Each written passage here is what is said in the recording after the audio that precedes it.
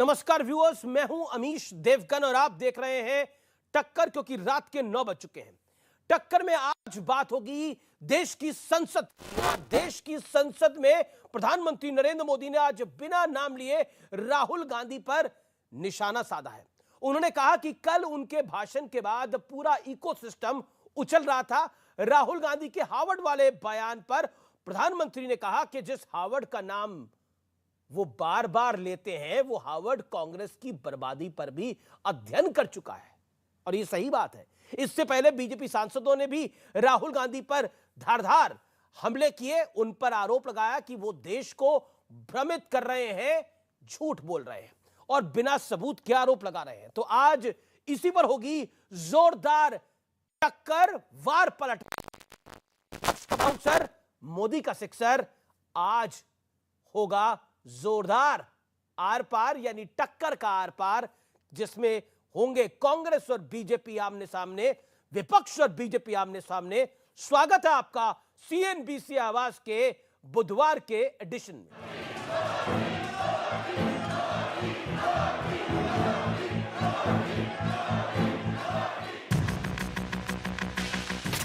कुछ लोगों के भाषण के बाद पूरा इकोसिस्टम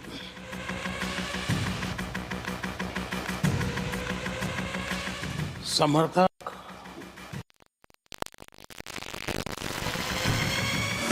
स्टडी करनी चाहिए, हार्वर्ड यूनिवर्सिटी को स्टडी करनी चाहिए कि पॉलिटिक्स के बीच में और बिजनेस के बीच में कैसा रिश्ता होता है। यहाँ कुछ लोगों को हार्वर्ड स्टडी का बड़ा क्रेज है। हार्वर्ड स्टडी बीते वर्षों में हार्वर्ड में एक बहुत बढ़िया स्टडी हुई है और ये स्टडी हो चुकी है।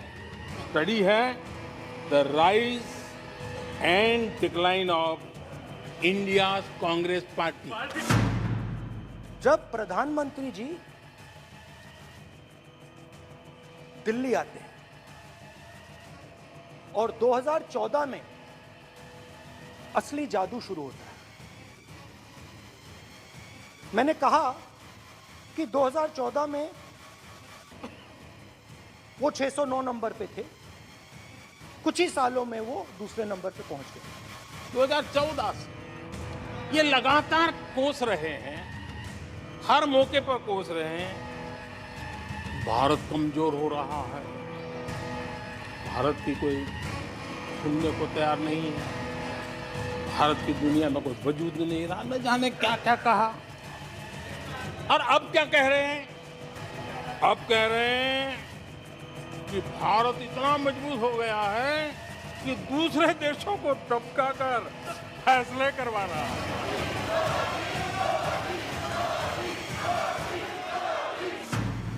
24 जनवरी थी, मैंने जम्मू के अंदर बड़ी सभा में कहा था, आतंकवादी कान खोल करके सुन ले।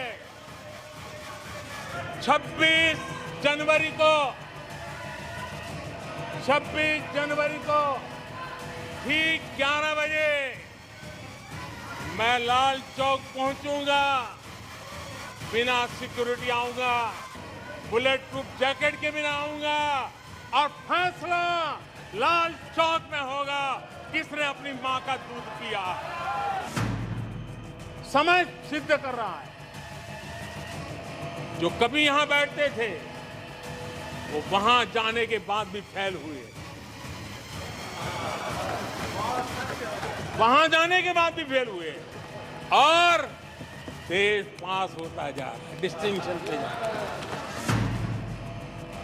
तुम्हारे पांव के नीचे कोई जमीन नहीं। कमाल ये है कि फिर भी तुम्हें यकीन नहीं। और अब वक्त है सुप्रसिद्ध विश्लेषण का। मोदी स्टाइल वाले पलटवार का विश्लेषण देखिए। आइए मैं आपको दिखाता हूं कि राहुल गांधी एक तरफ है, संसद में राहुल गांधी और प्रधानमंत्री मोदी। आइए पहले मैं आपको एक बाइट सुनाता हूं जिसके अंदर प्रधानमंत्री मोदी एक महत्वपूर्ण बात कहते हैं और उसके बाद इस विश्लेषण की शुरुआत करते हैं। जो अहंकार में डूबे होते हैं, जो बस सब कुछ हम ही को ज्ञान है, सब हमारा ये सही सही है, ऐसी जो सोच में जीते हैं,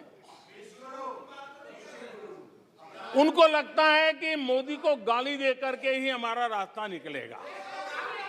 मोदी पर झूठे अनाप शनाप कीचड़ उछाल करके ही रास्ता निकलेगा। अब 22 साल बीत गए, वो गलतफहमी पाल करके बैठे हुए हैं। आपकी गालियों को, आपके आरोपों को इन कोटि कोटि भारतीयों से होकर के गुजरना पड़ेगा, जिनको दशकों तक मुसीबतें में जिंदगी जीने के लिए तुमने मजबूर किया था। जीवन खपा दिया है, पल पल खपा दी है, देश के लोगों के लिए खपा दी है,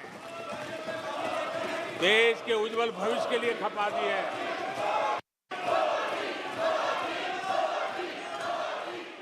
और प्रधानमंत्री मोदी ने स्पष्ट रूप से बोला कि जितनी गाली आप मुझे देंगे, और पिछले 22 साल से आप मुझे गाली गलौच मेरे साथ कर रहे हैं, मेरे पे झूठे आरोप मढ़ रहे हैं, लेकिन इस देश की कोटि कोटि जनता ने उसका हर बार जवाब दिया है।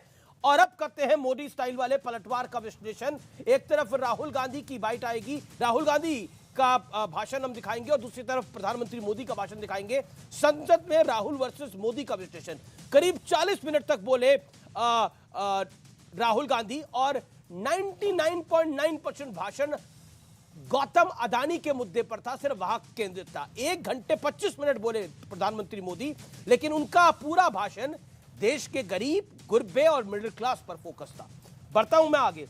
बिना ठोस सबूत के सरकार पर आरोप लगाए, और कई आरोपों का एक्सपंज किया गया पार्लियामेंट के भाषण से उनके, यानी कई आरोपों को इसलिए हटाया गया क्योंकि वो जो आरोप थे वो निराधार थे, और उनको ऑथेंटिकेट नहीं कर पाए राहुल गांधी, यानी उनके सबूत नहीं दे पाए। कोर वोट बैंक और आम लोगों के लिए बड़ा संदेश दिया प्रधानमंत्री नरेंद्र मोदी ने। भाषण के कई हिस्से सदन की कार्रवाई से हटाए गए। मजबूती के साथ बिना नाम लिए अदानी वाले मुद्दे पर भी जवाब दिया नरेंद्र मोदी ने।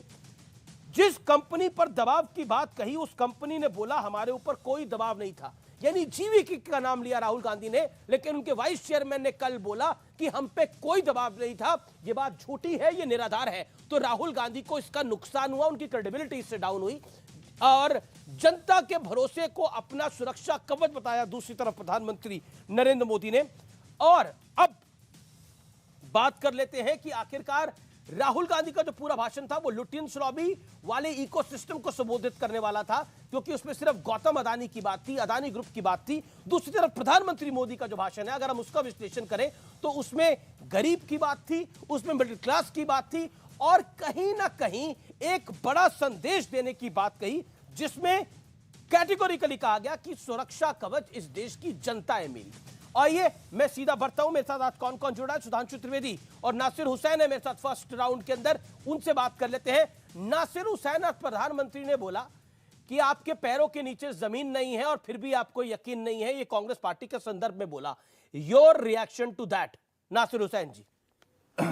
आज लोकसभा में जो प्रधानमंत्री नरेंद्र मोदी जी अपनी बात रख रहे थे, जितने सवाल इनसे किए गए थे कांग्रेस पार्टी द्वारा और अपोजिशन पार्टीज के बहुत सारे एमपीज द्वारा, उस पे इन्होंने एक बात नहीं कही। जितने सवाल खड़े किए गए थे उस पे एक सवाल का जवाब इन्होंने दिया। जब इनके ऊपर जितनी भी बात आई उसमें कोई सफाई इन्होंने नहीं दी। क्यों नहीं दी? क्योंकि इनको पता है ये सरकार फंसी हुई है दलदल में। सरकार जो अदानी वाले मामले में जिस तरह से फंसी हुई है उसे बाहर निकल नहीं सकते। तो सबसे बढ़िया तरीका क्या है? अपोजिशन के ऊपर आरोप लगाओ, इस मुद्दे के बारे में बात मत करो, कोई तर्क मत दो, कोई इंक्वायरी मत करवाओ। ये बड़ा अच्छा स्ट्रेटेजी प्रधानमंत्री ने अपनाया है।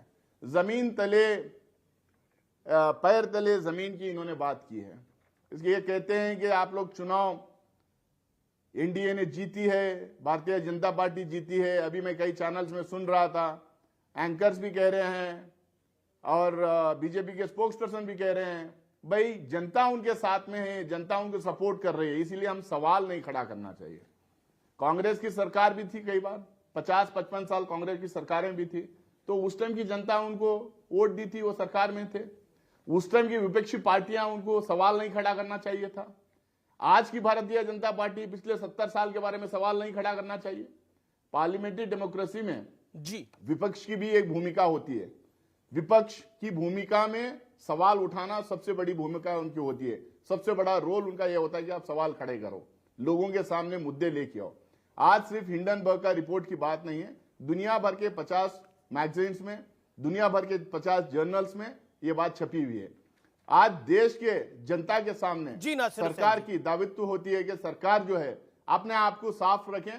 सरकार जो है जी। अपने आप को क्लीन चिट अगर दिलाना चाहती है तो उनको जो है जेपीसी गठित करना पड़ेगा, ज्वाइंट पार्लियामेंट्री कमेटी का इंक्वायरी कराना पड़ेगा, उसमें जो है वो क्लीन आना पड़ेगा। अगर शेल कंपनीज नहीं है, अगर पैसा पब्लिक सेक्टर बैंक और एलआईसी द्वारा पैसा नहीं दिया गया है, अदानी जी को मोदी जी लेके अपने फ्लाइट्स में लेके घूमे नहीं है, आज जाने के बाद उनको कॉन्ट्रैक्ट नहीं मिला है, तो आप बता दीजिए देश को कि ये सब झूठ है।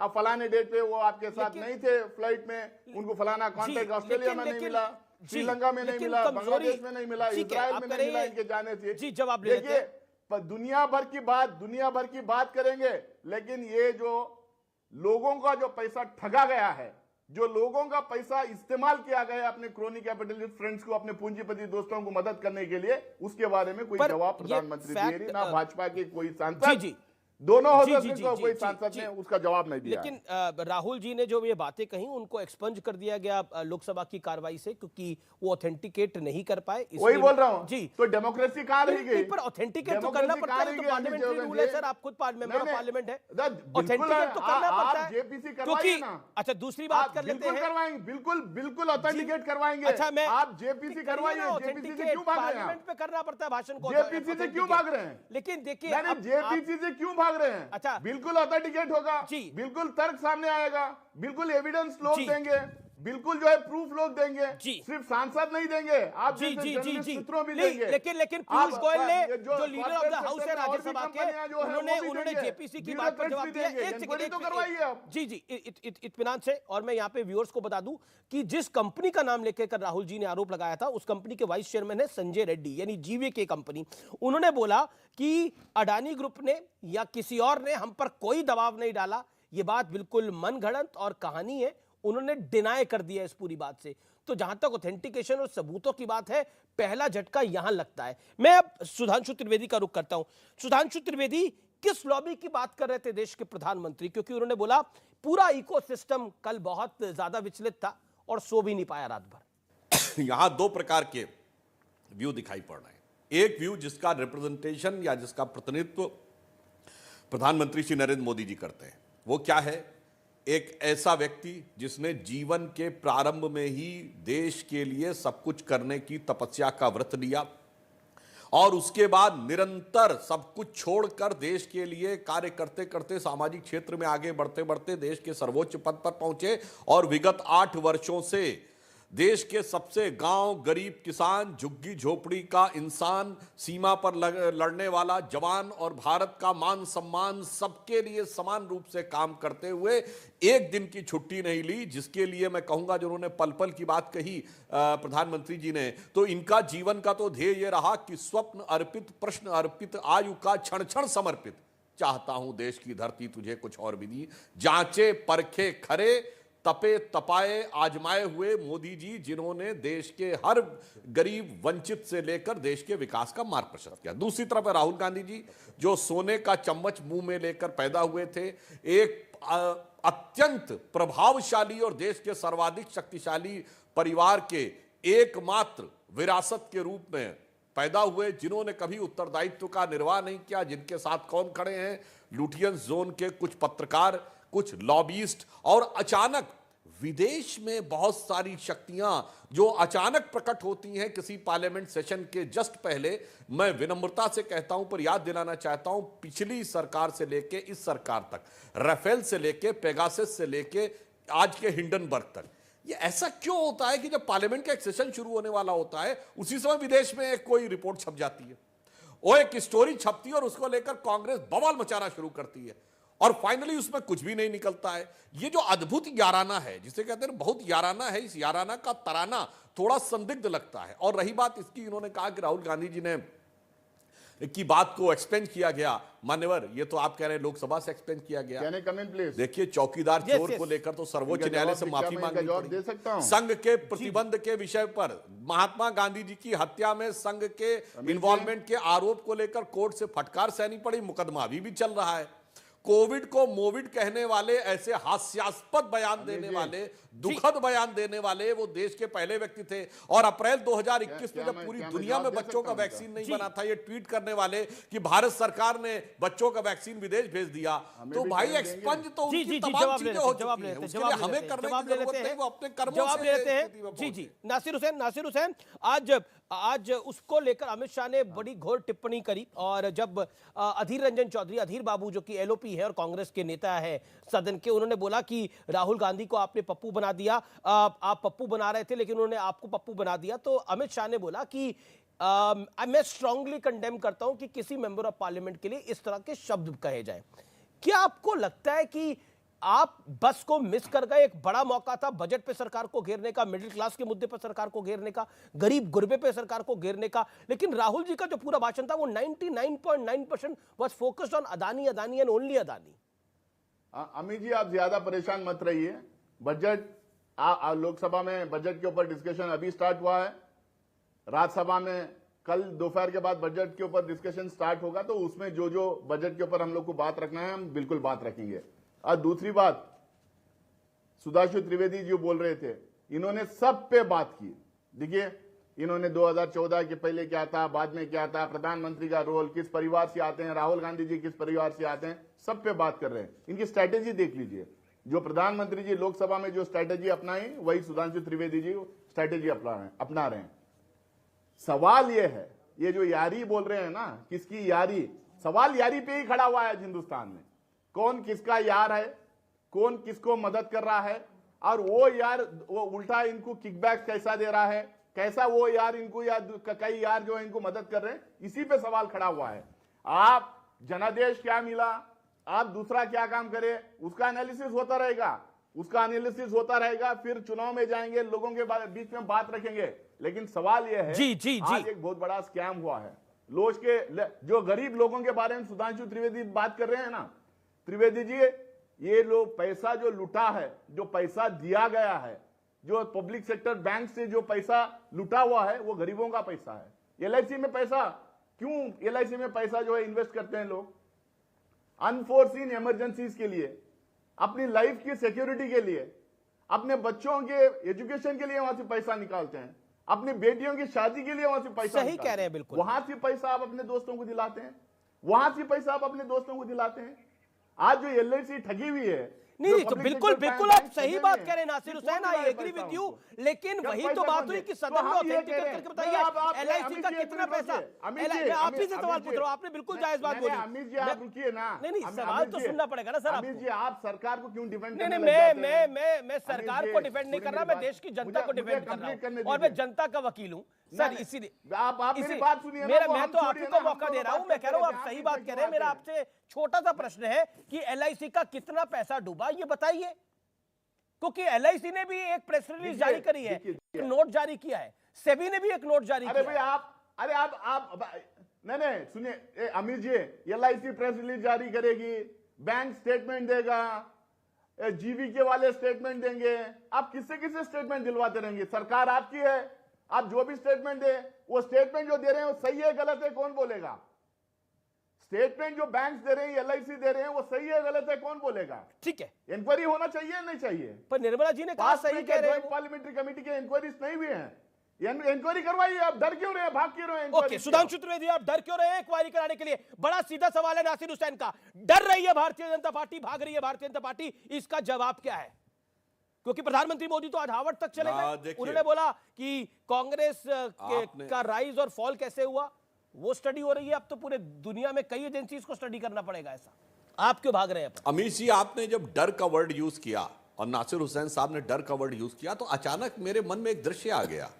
आप याद करिए, कश्मीर की वादी में बर्फबारी के बीच में बर्फ के गोलों से खेलते हुए दो भाई बहन प्रमुदित मन से, कितनी प्रसन्नता के साथ बेखौफ खेल रहे थे, ये वही कश्मीरवादी थी जहां सेना भी बेखौफ नहीं चल सकती थी। आपके दौर में पत्थर फेंके जाते थे, वहां बर्फ के गोले फेंके जा रहे थे, वहां जहां प्रधानमंत्री जी ने बताया, पूरी बात बोल रहे, अभी आ रहा हूं, चिंता मत करिए, आ रहा हूं। अरे नहीं अदानी पे आइए ना, परेशान मत होइए, आज डरिए मुद्दा मत। अदानी का है, जहां पर आपके दौरे हुकूमत में 10 साल तक जिस कश्मीर में 26 जनवरी और 15 अगस्त को राज्यपाल झंडा नहीं फहरा सकता था, ये 88 से 98 की बात है, जिस दौर का उल्लेख मोदी जी ने किया जब 1992 में हमारी यात्रा गई थी डॉक्टर जोशी के नेतृत्व में, और युवा नेता के रूप में मोदी जी उसके संयोजक थे। वहां आज जलवे से झंडा फहराया, मगर उसमें डर लगता था, और जब संगीनों के साए में राज्यपाल की भी हिम्मत नहीं थी झंडा फहराने की, तो डर नहीं लगता था। अब आपके ऊपर, आज के इस विषय के ऊपर आता हूं। बिल्कुल आपसे विनम्रता से मैं पूछना चाहता हूं, LIC का कितना एक्सपोजर है अडानी ग्रुप के साथ? LIC ने साफ बताया 1% डूब गया। अरे भाई, किस बात का हो हल्ला मचाने लगते हैं जब उन्होंने बताया कि 1% से ज्यादा उनका स्टेक में एक्सपोजर ही नहीं है, वो डूब गया। चलिए, शेयर मार्केट के फ्लक्चुएशन की बात करते हैं। किसी भी चीज में वित्तीय घाटा हुआ या नफा हुआ या नुकसान, ये वित्तीय वर्ष के बाद तय होता है। कम से कम रेट ऑफ इन्फ्लेशन और रेट ऑफ ग्रोथ भी क्वार्टरली तय की जाती है, यानी 3 महीने में एक बार तय की जाती है। ये 3 दिन में शेयर मार्केट में निष्कर्ष ड्रॉ करने लगते हैं और कहते हैं कि साहब जांच कर दी जाए। अब मैं इनसे पूछना चाहता हूं, एक विदेशी मैगजीन ने एक विदेशी रिपोर्ट के ऊपर, मीडिया में छपी रिपोर्ट के ऊपर, भारत के इतिहास में आज तक कब जेपीसी गठित हुई है, मैं पूछना चाहता हूं। ओके, नासिर हुसैन जवाब। ओके, वो भी पार्लियामेंटेरियन है, आप भी पार्लियामेंटेरियन है, जवाब ले लेते हैं। जी, मेरा निवेदन है 30 सेकंड में, 40 सेकंड में अपनी बात रखें। ज्यादा लंबा बोल रहे हैं आप दोनों, मेरे दोनों सम्मानित मेहमान हैं, मैं दोनों से निवेदन कर रहा हूं। नासिर हुसैन, वो कह रहे हैं विदेश में एक रिपोर्ट छपी, उस पर कब जेपीसी गठित हुई है? पिछले 75 साल पार्लियामेंट्री हिस्ट्री के रिकॉर्ड को निकाल लीजिए, बताइए। सुधांशु त्रिवेदी का स्ट्रेट क्वेश्चन है, रिप्लाई टू अमीश जी, पहले तो इनको कश्मीर वाले मुद्दे पे इनको जवाब दे दूं। पंडित जवाहरलाल नेहरू से लेके इंदिरा गांधी जी से लेके राजीव गांधी जी से लेके सारे के सारे प्रधानमंत्री कांग्रेस पार्टी की तरफ से जो हुए थे, वो सब पहुंचे थे कश्मीर। वो सब वहां पे जाके पूरी तरह से जो है वहां पे झंडा भी फहराए, वहां लोगों के साथ रहे भी, सुरक्षा भी कश्मीरियों को दिए, सब दिए। आज उसमें कितने पंडित मारे जा रहे हैं वहां पे, कितने पंडितों का अब किलिंग्स हो रहा है, वो देश के सामने आंकड़ा रख दें, फिर समझ में आ जाएगा कश्मीर में क्या हाल है। एक दूसरी बात जो है, ये बार बार जो कह रहे हैं कितना पैसा, 1%, भैया अडानी का 1% हो या आधा % या 1/4% हो, LIC का कितना पैसा है? कितने करोड़ों गरीबों का पैसा है? अरे LIC का कितना पैसा है? कितने गरीबों का पैसा है? ये पैसा गरीबों का है। उनमें कितना 1% होगा, 20% होगा, पता नहीं। LIC SBI मिला के जो 84,000 करोड़ रुपए का जो मामला है, ये किसका पैसा है? गरीब आदमी के लिए, उसके लिए 50,000 भी, 25,000 भी, लाख रुपए भी उसके जो बैंक से ठगे जाते हैं, वो उसका हार्ड अर्न्ड मनी है। इस समय धर्मेंद्र प्रधान केंद्रीय मंत्री ने एक वीडियो ट्वीट किया है और कांग्रेस पे तंज कसा है। वो वीडियो क्या ट्वीट किया है आपको मैं दिखाता हूं। धर्मेंद्र प्रधान का, केंद्रीय मंत्री का कांग्रेस पे तंज है। वो वीडियो क्या है, आइए देखिए। ये राहुल गांधी जी साबित कर दिया है कि आप जितना चाहो राहुल गांधी को पप्पू बनाने की, राहुल गांधी जी खुद आपको पप्पू बना दिया। राहुल गांधी खुद आपको पप्पू बना दिया, आपको पप्पू बना दिया। इसीलिए कहिए ना, गृह मंत्री जी। माननीय अध्यक्ष जी, ये माननीय सांसद को पप्पू नहीं कह सकते। माननीय सांसद है, इनको पप्पू नहीं कह सकते। बोलिए। ये धर्मेंद्र प्रधान ने अब से कुछ देर पहले ट्वीट किया है। मेरे साथ इस चर्चा में जुड़ रही हैं सुजाता पांडे, राजनीतिक विश्लेषक, अभय दुबे, प्रवक्ता कांग्रेस पार्टी के, अनुराग भदौरिया, प्रवक्ता समाजवादी पार्टी के। अभय दुबे, आपका रिएक्शन, फिर सुधांशु में आपके पास आऊंगा क्योंकि नासिर हुसैन की बात का भी आप जवाब देना चाह रहे थे लगातार। अभय दुबे, आपका रिएक्शन जो धर्मेंद्र प्रधान ने ट्वीट किया है, क्योंकि अमित शाह को इंटरवीन करना पड़ा, केंद्रीय गृह मंत्री को, और बोलना पड़ा आप ही के सांसद को कि आप एक मेंबर ऑफ पार्लियामेंट को इन शब्दों से संबोधित नहीं कर सकते। अमीश देवगन जी, आज प्रधानमंत्री जी का भाषण में सुन रहा था सदन में, दुष्यंत कुमार का एक शेर उन्होंने पढ़ा है। मैं भी प्रधानमंत्री जी के सम्मुख एक शेर पढ़ना चाहता हूँ इस पत्थर दिल भारतीय जनता पार्टी की सरकार के लिए, कि वो मुतमईन है कि पत्थर पिघल नहीं सकता और राहुल जी बेकरार हैं आवाज में असर के लिए। जितनी दृढ़ता से राहुल जी ने पोल भारतीय जनता पार्टी की खोली है, समूचा देश जान गया है। प्रधानमंत्री जी, ये हार्वर्ड की रिसर्च का विषय नहीं है। ये हिडनबर्ग ने जो खुलासा किया है कि 38 शेल कंपनियां जो गौतम अडानी जी के भाई विनोद अडानी जी और उनके एसोसिएट्स की हैं, जिस पर गौतम अडानी जी ने हिडनबर्ग को रिप्लाई में कहा है कि वो उनकी कंपनी का सरोकार नहीं है विनोद अडानी जी से, जबकि 38 शेल कंपनियां हैं, क्योंकि वो डिफेंस के सेक्टर में भी काम कर रहे हैं, सामरिक महत्व के सेक्टर में काम कर रहे हैं, इसलिए भारत की सुरक्षा का विषय है। प्रधानमंत्री जी ने कहा किसानों के खाते में पैसे डाल, प्रधानमंत्री जी, किसानों के खाते में पैसे डालने का प्रश्न ही नहीं था। गौतम अडानी जी के खातों में लाखों करोड़ रुपए कैसे आए उसका प्रश्न था। 140 करोड़ लोगों के आशीर्वाद की बात कही। देश ये जानना चाहता है कि सत्ता ने कितना आशीष गौतम अडानी जी को देकर रखा। और आपने कहा कि विरोधियों ने शस्त्र से भेदने की कोशिश की। विरोधियों के शस्त्र के भेदने का सवाल नहीं। प्रधानमंत्री जी बताइए कि सत्ता ने कितनी ढाल गौतम अडानी जी को मुहैया कराई। प्रधानमंत्री ने यह भी कहा कि गालियां पिछले 22 साल से देख रहे हैं, लेकिन जनता का प्यार भी मुझे अपार मिल रहा है। वो कह रहे हैं गालियां पिछले 22 साल से दे रहे हैं, झूठे मनगढ़ंत आरोप पिछले 22 साल से आप मुझ पे लगा रहे हैं, लेकिन जनता का आशीष आशीर्वाद भी कोटि कोटि मिल रहा है। ये बोला प्रधानमंत्री मोदी ने। जवाब इस बात का 30 सेकंड में। फिर सुधांशु, हम 8 साल से देख रहे हैं हम 8 साल से देख रहे हैं प्रधानमंत्री जी, और दुष्यंत कुमार जी का शेर मैं आपके को फिर समर्पित करना चाहता हूं कि कैसे कैसे मंजर सामने आने लगे हैं। लोग भाषण देते देते चिल्लाने लगे हैं, अब तो पानी बदल दो इस तालाब का, इस तालाब में कमल अब कुमलाने लगे हैं। प्रधानमंत्री जी, क्या 6 एयरपोर्ट अडानी जी को दिए, तब आपने airports economic regulatory authority of India, Mundra port दिया था, आपने तो अडानी को मुंद्रा पोर्ट दिया था, वो किसके कहने पे दिया था? बदलने की कोशिश। मुंद्रा पोर्ट किसके कहने पे दिया था? 6 SEZ किसके कहने पे दिए थे? अडानी को। किसकी सेटिंग थी अडानी के साथ उस समय? जवाब दीजिए इस देश को आप लोग। अब आप प्रवक्ता क्यों बन रहे हैं अडानी जी के? की बात कर रहे हैं। ये भाजपा तो बने, आप क्यों बन रहे हैं? आप मुंद्रा पोर्ट पर हमने कार्रवाई की, हमको शिकायत मिली कि मैनग्रोव्स को कैसे निराधार, मैं प्रमाण दे रहा हूं, मेरे पास एयरपोर्ट अथॉरिटी ऑफ इंडिया के एम्प्लॉय ने हड़ताल की, जानते हैं सदन के अंदर आपके सांसद राहुल गांधी, वरिष्ठ नेता राहुल गांधी और नीति आयोग ने विरोध किया था। उनको हटाना पड़ा सदन की कार्रवाई से, क्योंकि उन्होंने गलत बयानबाजी करी थी। उस पर नीति आयोग और मिनिस्ट्री ऑफ एक्सटर्नल अफेयर्स ने क्या कहा? उन्होंने ये कहा था कि ये हाई इंटेंसिव कैपिटल एक्सपेंडिचर इसमें है, इसलिए 2 एयरपोर्ट से ज्यादा एक बिडर को नहीं दिए जाने चाहिए। लेट मी गेट एग्जांपल दिया कि जो दिल्ली और मुंबई के एयरपोर्ट दिए गए थे, सुधांशु त्रिवेदी, दुष्यंत कुमार का एक और शेर पढ़ा गया, प्रधानमंत्री जी ने एक शेर पढ़ा था, दोनों एयरपोर्ट कांग्रेस ने अभय दुबे ने पलटवार करते हुए एक और शेर पढ़ा है।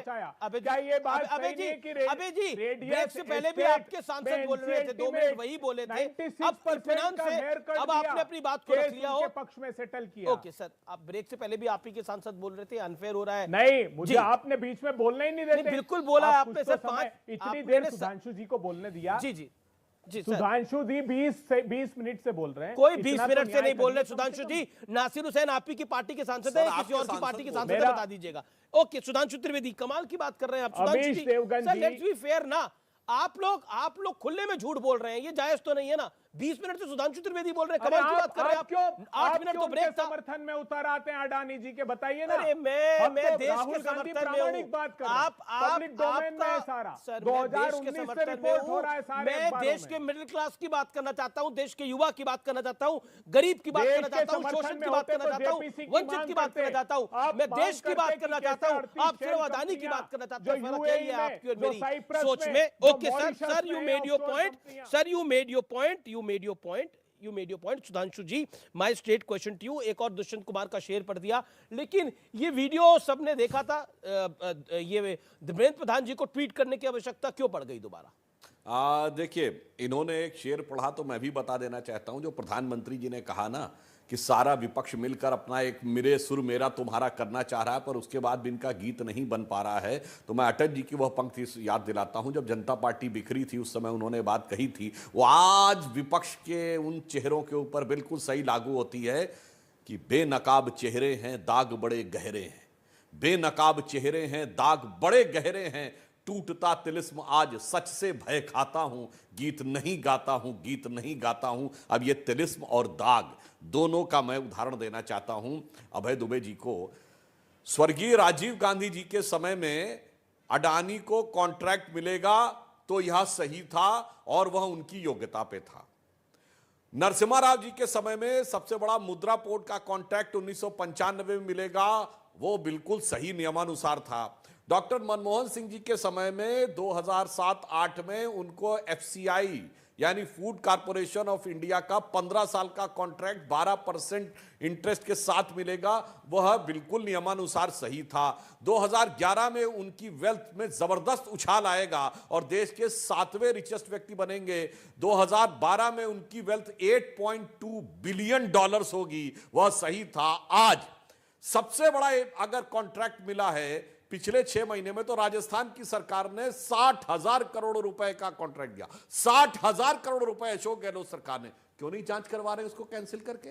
11,000 करोड़ रुपए का दिया हुआ है बघेल जी की सरकार ने छत्तीसगढ़ में, क्यों नहीं जांच करवा रहे हैं? पोर्ट का सबसे बड़ा कॉन्ट्रैक्ट दिया हुआ है केरल में, जहां से राहुल गांधी जी सांसद है, कम्युनिस्ट पार्टी की सरकार है।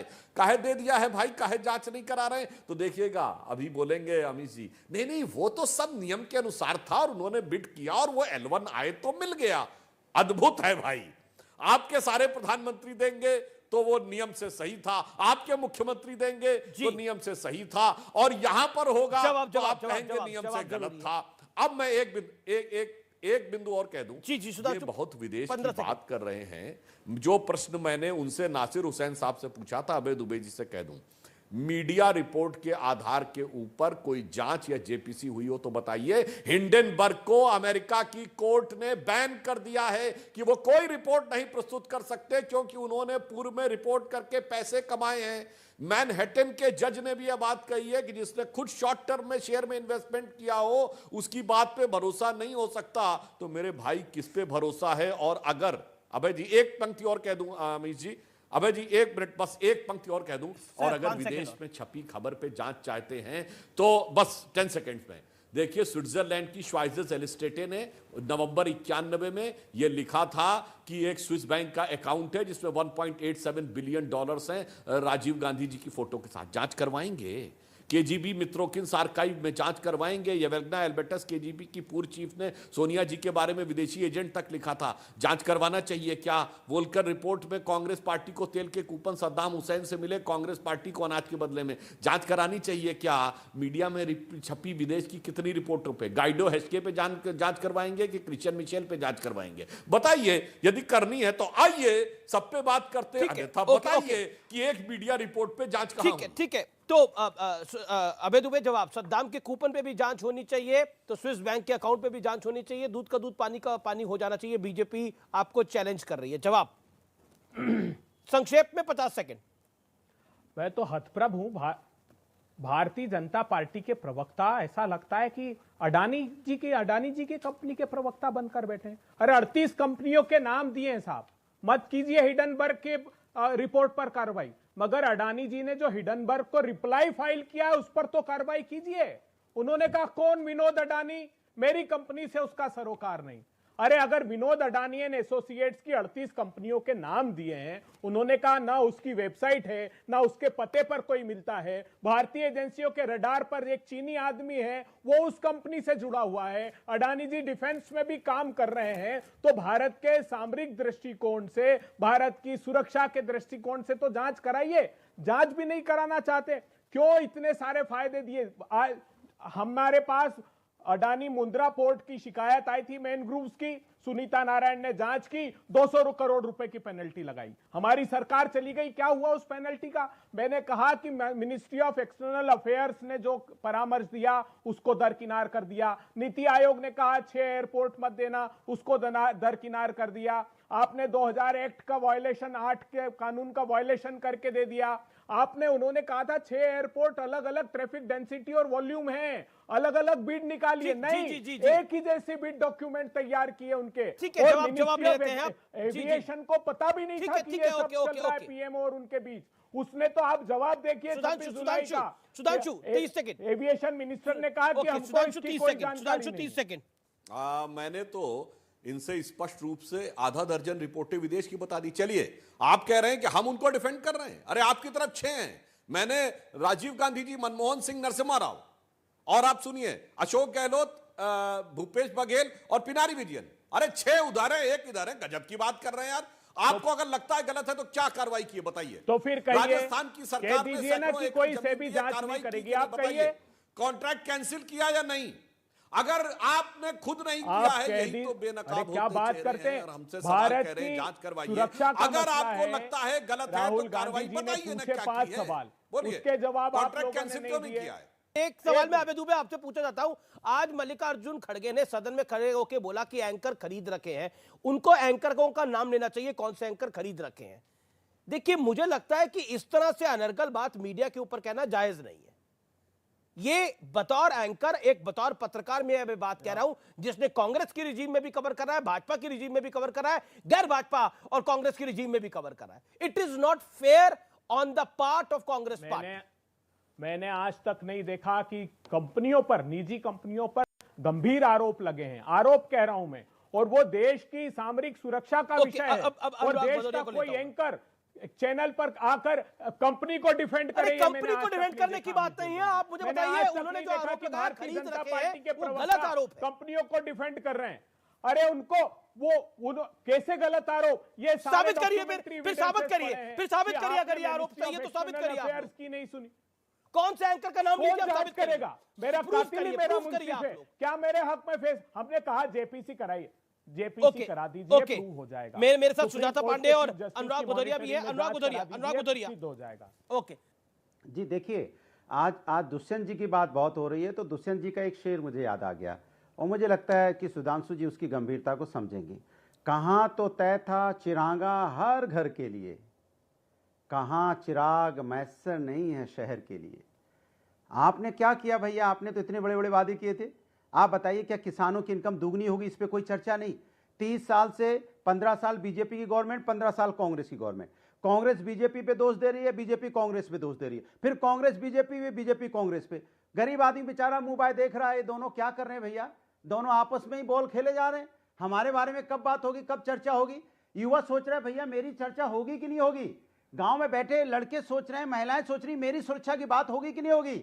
बच्चे के उनके माँ बाप सोच रहे हैं कि हमारी एजुकेशन पे चर्चा होगी कि नहीं होगी। मेडिकल कॉलेज खोलने की बात करते हो, क्या मेडिकल कॉलेज की फीस क्या गरीब घर का बच्चा भर सकता है क्या? 20 से 40 लाख रुपए की बात करता है मेडिकल कॉलेज की, गरीब गुरबे की। विपक्ष तो अमीर आदमियों की बात कर रहा है, अदानी की बात कर रहा है। बेरोजगारी पे चर्चा क्यों नहीं हो रही है? महंगाई 8% करीब हो गई है, बेरोजगारी बढ़ चुकी है, इस पे चर्चा क्यों नहीं करना चाहते भाई? इससे ध्यान भटकाने की कोशिश क्यों हो रही है? मेरा सीधा सा सवाल है, इस पे चर्चा होती क्यों नहीं है? जनता की बात ना हो जाए, जनता की समस्या की बात इस सदन के अंदर हो जाए, सदन के बाहर भी चर्चा नहीं करवाना चाहते। सुजाता पांडे जी। अमीश जी, जैसे कि आपके पैनल पे भी दिख रहा है कि विपक्ष को ये पता ही नहीं है कि मुद्दे क्या हैं, मसले क्या हैं। एक जो है अदानी के पीछे पड़ा है, दूसरे अपनी एक मनगढ़ंत कहानी बना के बैठ जाता है। यही बातें शायद प्रधानमंत्री ने आज कही कि 140 करोड़ का जो लोगों का विश्वास है वही उनका सुरक्षा कवच है। और उन्होंने ये भी कहा कि शायद जो क्रिटिसिज्म वो जरूरी है, लेकिन एक कंस्ट्रक्टिव क्रिटिसिज्म जरूरी हो, कंपल्सिव क्रिटिक्स बनने की जरूरत नहीं है। आज का भाषण देख लीजिए, मुझे लगता है कि आज के भाषण के बाद हर एक भारतीय को युवराज सिंह की वो T20 की वो पारी याद आ गई जहां पे 6 बॉल पे 6 छक्के जड़े थे। मतलब प्रधानमंत्री बोलते गए, एक एक मुद्दे चलते गए, और साथ ही साथ राहुल गांधी का वो जो बड़ा सा PR हुआ रीलॉन्च करने का प्रोग्राम, वो भी धराशायी रह गया, क्योंकि एक भी तथ्य जो वो कल आरोप लगा रहे थे उसमें सिवाय फोन पे कुछ तस्वीर दिखाने के अलावा उनके पास कुछ भी नहीं था। हालांकि आज जो मुद्दे पे आते हैं, जो अदानी हो रहा है, अमीर जी, बहुत गंभीर समस्या है और इस पे समझना जरूरी है कि अदानी के पीछे की कहानी क्या है। अगर अदानी एक भारतीय व्यवसायी डूबते हैं तो इससे फायदा किसको होगा अमीश जी? अगर अदानी को विदेशों में कॉन्ट्रैक्ट्स मिलते हैं, स्ट्रैटेजिक पोर्ट्स मिलते हैं, बंदरगाह मिलते हैं, तो इससे भारत को तो फायदा होता है, लेकिन नुकसान किसका होगा? क्या उन चीनी कंपनियों का नुकसान नहीं होता है? क्या उन अमेरिकन कंपनियों का नुकसान नहीं होता है जो इसी टेंडर और बिडिंग में उनके साथ होड़ में लगी हुई थी? क्या चीन के साथ में MOU करने वाले पार्टियों का नुकसान नहीं होता है। तो आज जब ये सारी बातें हो रही है कि हिडेनबर्ग पे चर्चा होनी चाहिए, तो मैं देश की जनता की एक मांग आपके चैनल के माध्यम से रखना चाहूंगी कि हाँ होनी चाहिए, लेकिन साथ ही साथ जो कांग्रेस पार्टी ने एमओयू साइन किया था चाइनीज जो पार्टी है पीएलए के साथ में, उस एमओयू में क्या था उसकी चर्चा जरूर होनी चाहिए, वो व्यापक होनी चाहिए। क्योंकि अगर जनता को एक रिपोर्ट पे जी then I will get Sujata and Sudhanshu ji. Okay Abhay ji. अब अमीश देवगन जी, बहुत कोशिश की सब लोगों ने अडानी जी के पक्ष में बयान देने की। अडानी जी नहीं डूब रहे हैं, देश के सरकारी बैंक जिन्होंने लोन दिया है वो खतरे में हैं। वो निवेशक जिन्होंने एलआईसी में और एसबीआई में अपने शेयर्स लगा रखे हैं वो डूब रहे हैं। अरे सुनिए, नहीं अरे आप बिल्कुल मत बोलिए, आपके बीच में नहीं बोला था। अमीश जी गलत बात कह रही, बिल्कुल सुनिए, मैं खुलासा एलआईसी के बात को नहीं मानते, आपने जीवीके का कॉन्टेक्स्ट दिया, जीवीके के कॉन्टेक्स्ट को आप नहीं मानते। आप अडानी जी की प्रवक्ता हैं, पहले बोलिए अडानी जी की प्रवक्ता हैं, तो हम उस दृष्टिकोण से बात करें। विनोद अडानी कौन है? विनोद अडानी को जानती हैं आप? वो तो नहीं जानते, आप जानती हैं। बेनकाब करूंगी। क्या बात कर रही हैं आप? जानती है एयरपोर्ट अथॉरिटी, एयरपोर्ट के एम्प्लॉय ने प्रोटेस्ट किया, क्या कहा कि सामान्य नागरिक को जयपुर का एयरपोर्ट 782 करोड़ रुपए से पहले डेवलप कर लिया गया था, लखनऊ पे 583 करोड़ रुपए से डेवलप कर लिया गया था, अहमदाबाद का 336 करोड़ रुपए से डेवलप कर लिया गया था, बेंगलुरु का 400 करोड़ रुपए से डेवलप कर लिया गया था, गुवाहाटी का 823 करोड़ रुपए से एक सेकंड आप दोनों को मेरा निवेदन है, आक्षेप लगाने से पहले ये 3 उंगलियां जो जा रही हैं आपके, वो बताइए। अमीश जी इनसे पूछिए, ये हिडेनबर्ग के स्पोक्सपर्सन है क्या? इनको कैसे विश्वास हुआ? व्यूअर्स रुकेंगे एक अंतराल के लिए, लेकिन ब्रेक के बाद भी ये चर्चा जारी है। आप देखते रहिए सीएनबीसी आवाज पे टक्कर।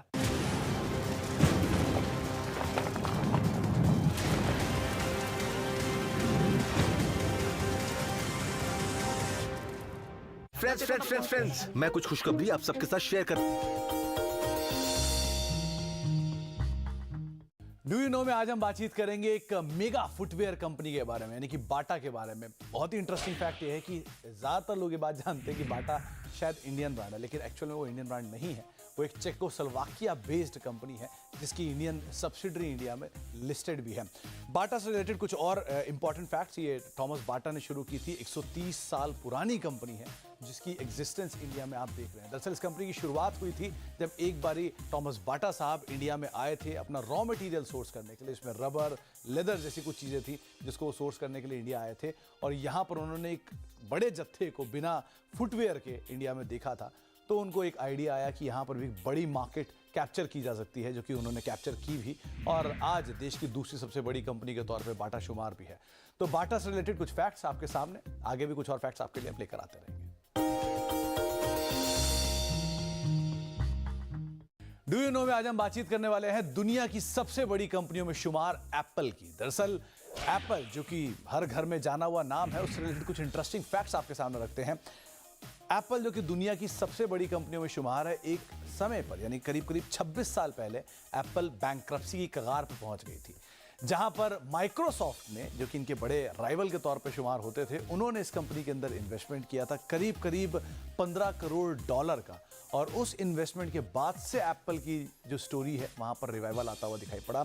इसके अलावा एक और इंटरेस्टिंग फैक्ट कि एप्पल की आज की मार्केट कैप है करीब 2.25 लाख करोड़ डॉलर, जितनी इंडियन जीडीपी या जिसके आसपास इंडियन जीडीपी कामकाज कर रही है। तो किस तरह से एप्पल ने एक बैंकरप्सी के लेवल से अपने आप को रिवाइव किया और आज इस तरह का साइज बनाया, वो आप खुद ही अंदाजा लगा सकते हैं कि एप्पल की आज की मार्केट कैप इंडियन जीडीपी के आसपास है। तो इस तरह के रिवाइवल यानी कि बुरा दौर कभी भी बदल सकता है और अच्छा दौर कभी भी आ सकता है, इससे एक बढ़िया सबक मिलता भी है।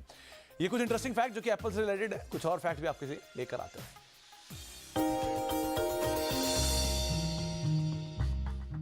आज डू यू नो में हम बातचीत करेंगे देश के सबसे बड़े मिल्क प्रोड्यूसर यानी कि अमूल के बारे में। दरअसल अमूल जो है वो एक डोमिनेंट प्लेयर है मिल्क स्पेस में। ये एक वैसे तो एक शॉर्ट फॉर्म है, अगर इसके फुल फॉर्म की बात किया तो आनंद मिल्क यूनियन लिमिटेड के नाम से इसका एक फुल फॉर्म बनता है। अमूल जो कि करीब 85% मार्केट।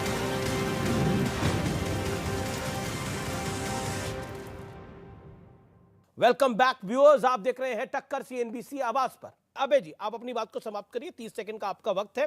और प्रधानमंत्री ने जो कई बातें बोली और जो एक सीरियल अटैक लगातार करा, उन्होंने बोला कि आप चुनाव हार जाओ तो इलेक्शन कमीशन को गाली देते हो, ईवीएम को गाली देते हो, आप फिर भ्रष्टाचार के आरोपों की पहले आप कहते हो जांच कराओ, फिर जांच हो तो फिर आप एजेंसियों को गाली देते हो, फिर आप सुप्रीम कोर्ट तक को गाली देते हो।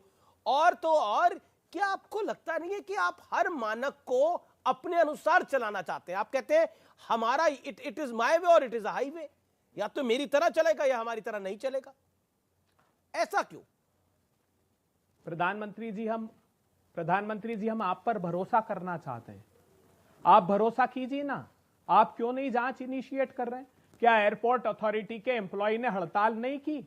क्या उन्होंने इस बात का विरोध नहीं किया? मैंने लाइन से गिना है, जयपुर के एयरपोर्ट पे अडानी जी को देने के पहले 782 करोड़ रुपए खर्च किए गए थे, लखनऊ पर 583 करोड़, अहमदाबाद पर 336 करोड़, बेंगलुरु पर 400 करोड़, गुवाहाटी पर 823 करोड़, उसमें क्लॉज था। मेरा कि जो आपसे सवाल है, आप कह रहे हैं कि आप जहां पर प्रधानमंत्री एयरपोर्ट मोदी है, पे यकीन करना चाहते सुनिए हैं। ना। देखिए, आप प्रधानमंत्री मोदी पे यकीन करिए ना करिए, लेकिन अगर देश की जनता यकीन कर रही है, देश की जनता बार बार वोट दे रही है, तो आपके यकीन ना यकीन करने से कुछ फर्क नहीं पड़ता।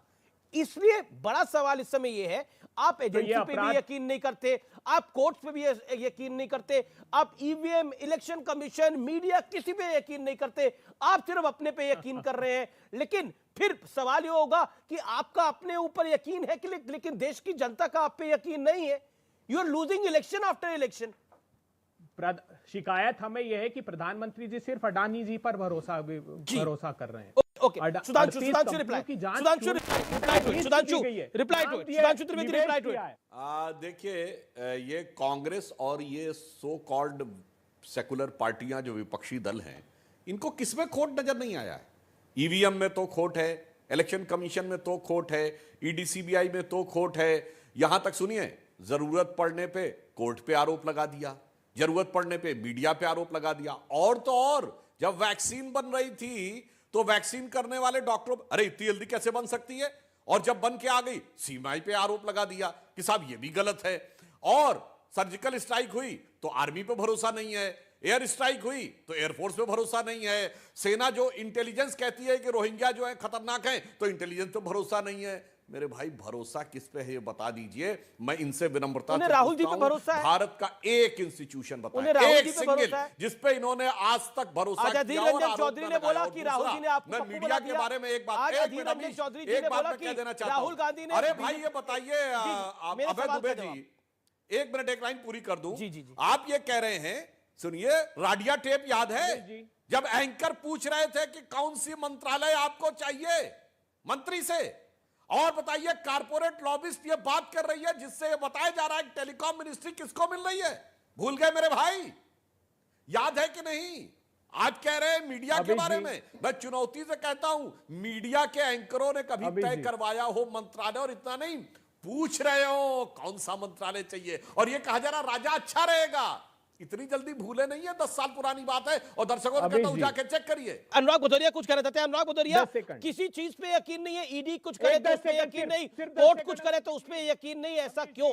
वैक्सीन पर तो आपको भी यकीन नहीं था, आप इसको मोदी की वैक्सीन मान रहे थे, लेकिन आज वही वैक्सीन जीवन रक्षक बनी हुई है। देखिए, सवाल अनुराग भदौरिया, सवाल इस बात का है कि भारतीय जनता पार्टी बातों को तोड़ना मड़ोड़ना कितनी अच्छी तरह जानती है। हमने कहा भारतीय जनता पार्टी के भ्रष्टाचार पे भरोसा नहीं है, क्योंकि उनके डिलीवरी सिस्टम पे भरोसा नहीं है। जिस तरह से आपने देखा वैक्सीन किस तरह से खुली साइकिलों पे घूम रही थी, याद है आपको? अरे अखिलेश जी को सुन लीजिए, उन्होंने क्या बोला था। और इसको इन्होंने कैसे कर लिया, उन्होंने बोला था, और भारतीय जनता पार्टी कैसे कहती है, उसको अपने हिसाब से तोड़ मरोड़ लेती है। नहीं बीजेपी की वैक्सीन, बीजेपी वाले इतने इंटेलिजेंट कब से हो गए जो भैया वैक्सीन बनाने लग जाएंगे?